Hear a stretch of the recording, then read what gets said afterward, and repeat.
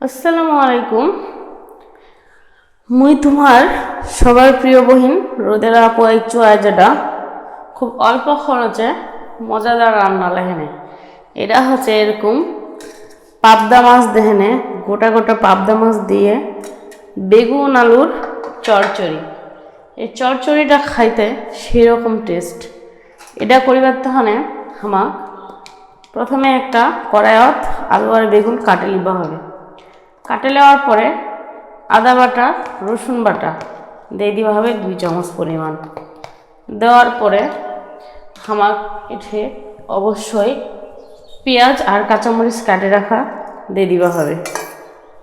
দেখেনে কেউ কেউ বেশি মরিচ দেওয়া হবে, কেউ কম, আর একটু হালকা মরিচের গুঁড়া দেওয়া হবে কালারিংয়ের তাহানে। তারপরে হলুদের গুঁড়া দিয়ে দেওয়া হবে অল্প পরিমাণ। দেওয়ার পরে এটা দিবা হবে একটু জিরার গুঁড়া, এটা দিবা হবে একটু ধনে গুঁড়া, স্বাদের তাই আর কি। তারপরে দিয়ে দিব লবণ 1 চামচ পরিমাণ মতো আর কি। দেখেনে এটি আমাক তেল দিয়ে দেওয়া হবে। তেল দেওয়ার পরে এইখানে হাত ধেনে ভালো করে হেনে ডলে হেনে মলে হেনে সুন্দর করে হেনে মাখে মাখে দিবা হবে। কারণ এই চড়চড়ি হচ্ছে মাখে মুখে বেশি স্বাদ। মুই তাহা মাখেছু, তোমরা তাহা দেখি দিয়ে থাকো। ভালো করে হেনে এলা মাখা হয়ে গেছে মোর তরকারিলা। মাখার পরে আমাকে সে পানি দিয়ে দিতে হবে পরিমাণ মতো। পানি দেওয়ার পরে আগে থেকে কুটে বাসে ধরে রাখা পাবদা মশলা একসাথে মিক্সড করে দিবা হবে। দেখেন এইলাও একটু হালকা করে মাখে দিবা হবে। মাখে দেওয়ার পরে সুন্দর করে আর একটু পরিমাণ পানি দিবা হবে।